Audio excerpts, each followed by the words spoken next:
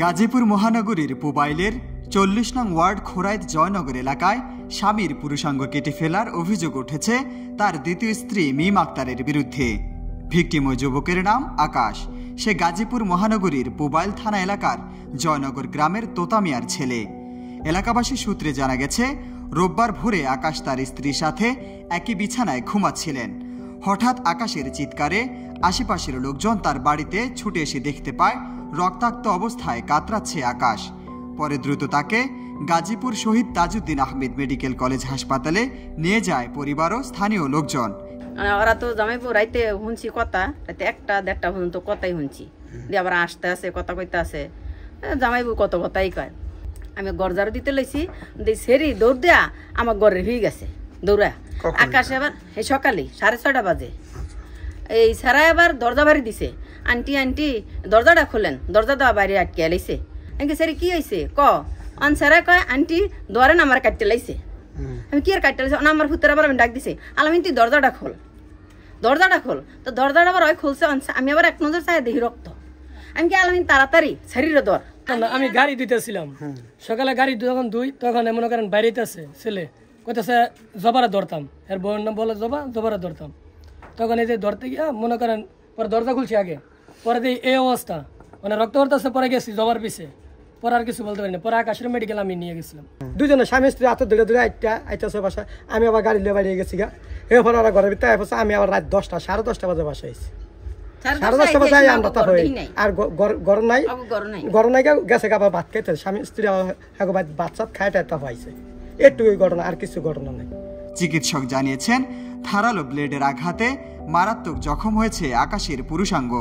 অভিযুক্ত মিম আক্তার বলেন, 2 মাস আগে প্রথম স্ত্রী কথা গোপন রেখে আমাকে বিবাহ করে।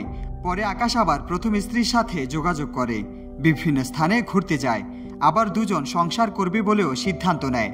মনের দুঃখ কষ্টে এ ঘটনা ঘটিয়েছি। ওর আগে যে বউ আছে ওটার সাথে কথা বলে দেখা করে ওটারই এখন আনবো এই কারণে। পুবাইল থানার ভারপ্রাপ্ত কর্মকর্তা মোল্লা মোহাম্মদ খালিদ হোসেন জানান, অভিযুক্ত আকাশের স্ত্রী মিম আক্তারও তার মাকে থানায় আনা হয়েছে। অভিযোগ পেলে ব্যবস্থা নেওয়া হবে।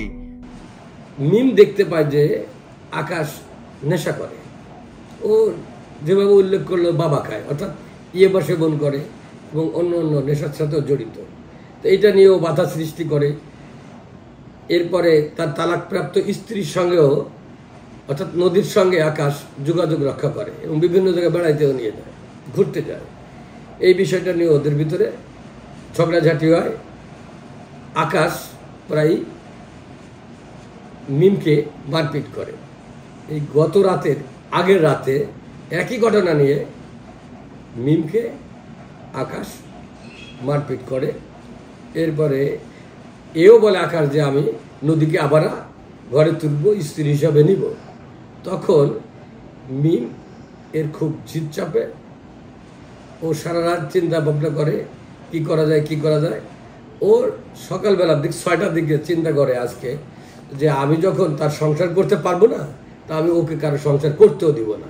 এই চিন্তা করে ওই ঘরে আগে থেকেই ব্লেড ছিল, ওই ব্লেড নিয়ে আকাশকে ঘুমন্ত অবস্থায় আকাশের পুরুষাঙ্গ বিচ্ছিন্ন করার জন্য পোচ বানে, কিন্তু বিচ্ছিন্ন হয়নি, গুরুতর জখম হয়। নিউজ ডেস্ক, জয় দিন।